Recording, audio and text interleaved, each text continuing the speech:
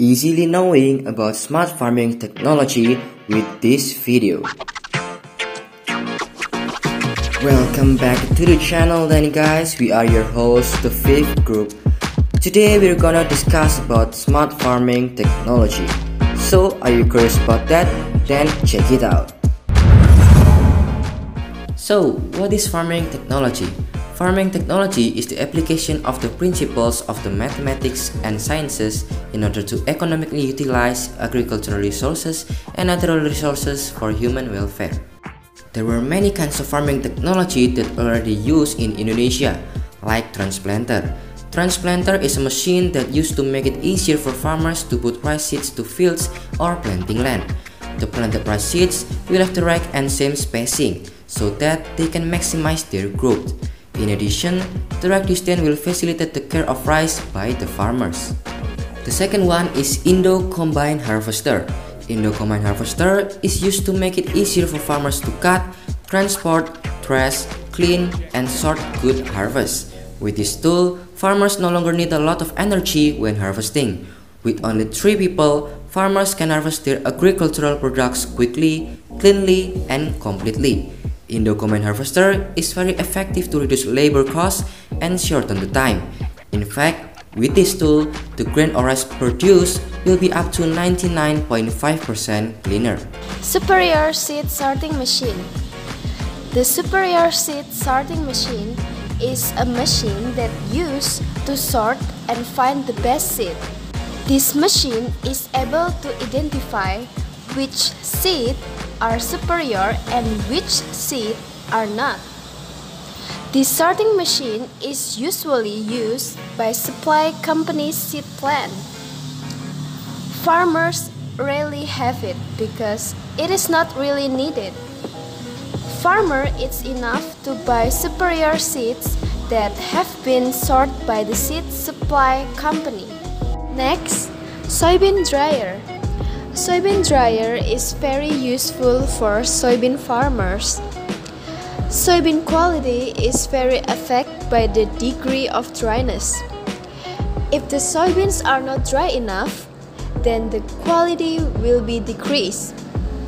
So far, soybean farmers dry their crops using conventional method, namely by drying. Of course, this process is very dependent on availability of sunlight. Then, how about harvesting in the rainy season? That's the importance of soybean dryer. With this tool, farmers are no longer dependent on heat sun.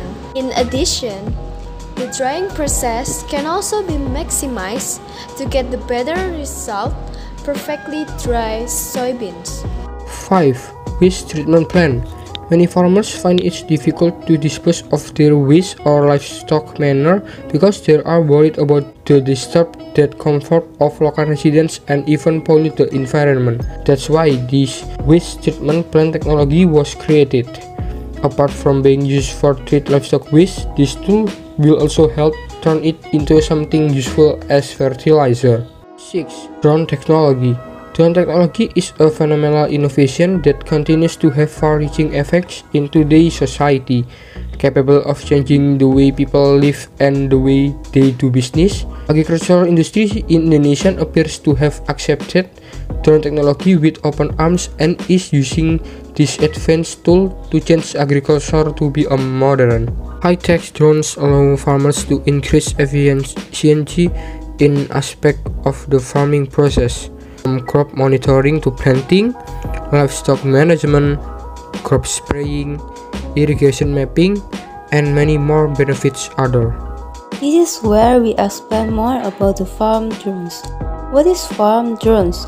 Farm drones are drones that can help achieve and enhance what is known as precision agriculture. What is precision agriculture? Precision agriculture is an effort to use new technologies to increase crop yields and agriculture gains while lowering the traditional input level needed for planting crops such as soil, water, fertilizer, herbicides, and insecticides. In other words, a farmer that using precision agriculture would utilize resources to more work and time saved. Of course, labor and time. In some last year, the drones fee for farming has been dropping rapidly, which is not only causing the rapid use of drones on farms, but also making them become modern farmer investment. In fact, expected agricultural drone market will grow even more of 38% in the next year. So, how the hell do the drones work? That you can understand more clearly, we will begin in bahasa. Jadi, bagaimana sih cara drone bekerja? Mari kita coba pelajari bagaimana drone bekerja. Masih ingat pelajaran fisika tentang gaya? Ya, drone bekerja menggunakan prinsip tersebut. Drone biasanya memiliki 4 buah baling-baling, juga bisa kita sebut blade, yang terpasang pada motor. Nah, motor ini berfungsi mengubah energi listrik dan baterai menjadi energi mekanis yang memutar poros yang terhubung dengan blade. Jika keempat gaya pada motor tersebut menghasilkan gaya angkat yang sama dan lebih besar dari gaya gravitasi, maka drone akan mampu terbang dengan kondisi tersebut. Secara sederhana, mari kita tetapkan massa drone sebesar 1 kg dan asumsi percepatan gravitasi sebesar 10 meter per sekon kuadrat. Kita gunakan konsep hukum Newton kedua, yaitu F sama dengan massa dikali gravitasi, sama dengan 1 dikali 10, sama dengan 10N. Sekarang kita tahu bahwa gaya yang bekerja ke arah pusat bumi kita sebut sebagai weight atau berat, sebesar 10N. Agar drone dapat terbang, maka thrust harus lebih besar dari weight. Artinya, kita harus punya thrust lebih dari 10N, yang mana ini dihasilkan oleh putaran dari keempat baling-baling atau blade tersebut. Pada ilustrasi gambar tersebut, kita dapat melihat gambar sebelah kiri yang hanya memiliki thrust sebesar 10 Newton. Kondisi tersebut masih belum mampu membuat drone dapat terbang. Bandingkan dengan gambar sebelah kanan yang memiliki thrust sebesar 15 Newton. Gaya tersebut sudah mampu membuat drone untuk terbang karena telah melebihi weight drone tersebut. Selanjutnya, konsep kesetimbangan gaya memainkan peranan penting seperti poin-poin berikut. Yang pertama, jika gaya angkat lebih kecil daripada berat, maka drone akan turun jika kondisinya terbang. Yang kedua, jika gaya angkat sama dengan berat, maka drone akan tetap pada ketinggian terbang tertentu. Yang ketiga, jika gaya angkat lebih besar daripada berat, maka drone akan bertambah ketinggiannya. Untuk mengetahui gambaran dari drone, kita bisa membuat replikanya dari bahan-bahan yang sederhana. Mari kita tonton video berikut.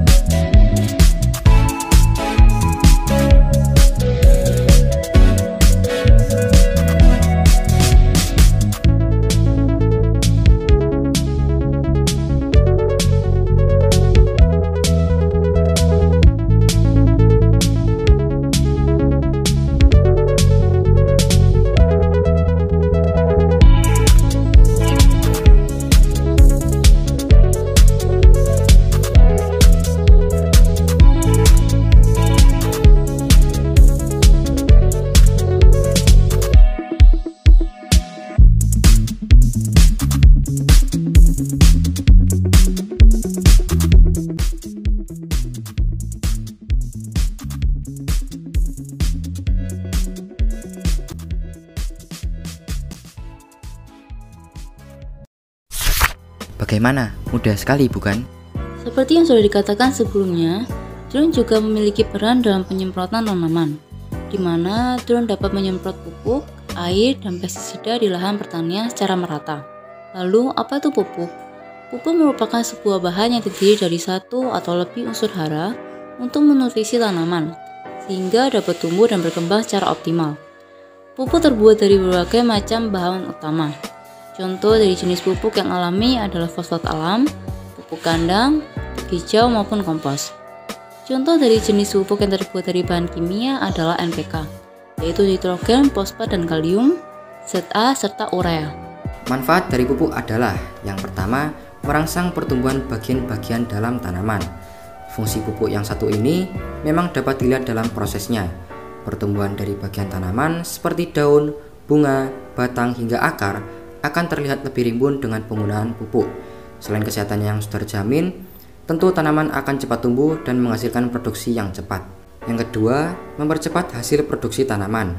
Seperti yang dikatakan sebelumnya, bagian-bagian dalam tanaman akan tumbuh subur dan lebat jika diberi pupuk. Hal ini berdampak baik bagi produktivitas tanaman. Pupuk organik salah satunya yang sudah terbukti meningkatkan produktivitas tinggi dalam bidang pertanian, baik dalam segi kualitas maupun kuantitasnya. Inilah mengapa bahan makanan terbaik bisa sampai ke tangan kita dan aman dikonsumsi oleh manusia. Yang ketiga, menyingkirkan hama dan penyakit tanaman. Jika kita rajin memberikan pupuk terbaik pada tanaman, maka kita telah membuat kekebalan tubuh dari tanaman meningkat. Kandungan kalium pada pupuk dapat meningkatkan daya tahan tanaman dan membuatnya tumbuh segar, juga menghasilkan warna yang cantik, sehingga tanaman terhindar dari berbagai penyakit tanaman hingga hama yang akan merusak tanaman. Yang keempat, manfaat pupuk untuk memanipulasi tanah. Pada beberapa tempat, terdapat kandungan tanah yang di dalamnya sudah tidak disarankan ditumbuhi oleh beberapa tumbuhan. Nah, disinilah fungsi pupuk sebagai zat yang dapat memanipulasi unsur hara di dalamnya bekerja. Seperti pupuk organik, yang sudah terbukti dapat meningkatkan ekosistem tanah dengan memperbaiki nilai retensi dalam tanah sekaligus strukturnya. Area di sekitar tanaman akan menjadi lebih baik dan membantu pertumbuhannya secara maksimal. Yang kelima, mengurangi pencemaran lingkungan. Selain memberi asupan baik bagi tanaman, penggunaan pupuk organik pada tanaman juga menjaga kesuburan tanah karena pupuk organik berasal dari tumbuhan mati, limbah organik, dan kotoran hewan, sehingga dapat mengurangi dampak pencemaran lingkungan. Membantu tanaman menyerap air dengan mudah. Kegunaan pupuk selanjutnya adalah membantu tanaman dalam memaksimalkan penyerapan air. Hal ini dikarenakan tanaman memerlukan salah satu unsur hara makro yang diperlukan oleh tanah. Unsur tersebut merupakan bagian dari kalium atau unsur K dalam kimia yang ada dalam kandungan pupuk tanaman. Itulah mengapa penyiraman tanaman secara teratur yang dimaksimalkan dengan pemberian pupuk menjadi sangat baik bagi kesuburan tanaman, memperbaiki kekurangan nutrisi bagi tanaman. Tak hanya manusia yang memerlukan gizi yang baik bagi pertumbuhan, tanaman pun juga memerlukan nutrisi. Kegunaan pupuk sebagai tambahan nutrisi bagi tumbuhan memang tidak perlu diragukan lagi. Salah satunya adalah jenis pupuk NPK yang mengandung nitrogen di dalamnya, yang baik untuk tumbuhan. Pupuk tersebut dapat memperbaiki adanya kekurangan gizi atau disebut nutrisi baik pada tumbuhan. Tanaman yang cenderung kerdil ataupun menguning merupakan ciri-ciri dari tumbuhan yang kekurangan nitrogen. Nah, berbeda dengan pupuk yang memberikan nutrisi bagi tanaman, pestisida justru digunakan untuk mencegah hama penyakit yang berpotensi merusak tanaman dan mengganggu hasil pertanian dengan menggunakan zat kimia maupun bahan cacat renik maupun virus. Tidak hanya hama saja, pestisida juga mampu memberantas tanaman pengganggu atau gulma. Selain itu, pestisida memiliki fungsi untuk mengatur maupun merangsang tumbuhnya tanaman. Pestisida juga bisa mencegah hama-hama air selain hama darat dan binatang pengganggu seperti ular. Jenis pestisida yang beredar memang cukup banyak, di mana hal ini dikarenakan pestisida memiliki fungsi mencegah penyakit tanaman yang berbeda-beda. Bila dilihat dari jenis jasa sasaran pada penggunaan pestisida, maka jenis pestisida tersebut terbagi dalam beberapa golongan, yakni sebagai berikut. Yang pertama, akarisida, untuk membunuh tungau atau kutu yang ada pada tanaman. Yang kedua, algasida, untuk membunuh dan mencegah tanaman pengganggu seperti alga pada tumbuhan petani. Yang ketiga, alvisida, untuk mencegah burung di sawah, khususnya untuk tanaman padi ketika musim panen tiba. Yang keempat, bakterisida, untuk membunuh dan memberantas bakteri. Fungisida, untuk membunuh dan mencegah timbulnya jamur. Selanjutnya, insektisida, untuk membunuh sekaligus mencegah munculnya hama serangga di lahan pertanian. Selanjutnya, pestisida, untuk mencegah ikan yang dirasa mengganggu tanaman. Selanjutnya, rodentisida, untuk membunuh hewan pengerat sebagai hama seperti tikus. Selanjutnya, termisida, untuk mencegah serangga pelubang kayu seperti rayap. Itulah beberapa jenis pestisida yang perlu kita ketahui. Ada banyak bukan? Jadi, dengan mengetahui jenis-jenis dari pestisida, kita dapat lebih mengerti pestisida apa yang tepat untuk mencegah penyakit dan pengganggu pada tanaman pertanian. Pada dasarnya, pestisida memberikan banyak manfaat dan keuntungan. Namun, bukan berarti penggunaan pestisida tidak menimbulkan dampak buruk dan negatif. Jika kita sering menggunakan pestisida, maka dampak akan terkena racun tersebut akan lebih besar. Penggunaan pestisida kimia pasti menimbulkan dampak negatif bagi manusia maupun lingkungan. Maka dari itu, penggunaan pestisida harus berdasarkan pada 6 tepat, yaitu tepat sasaran, tepat mutu, tepat jenis pestisida, tepat waktu, tepat dosis atau konsentrasi, dan tempat cara penggunaan.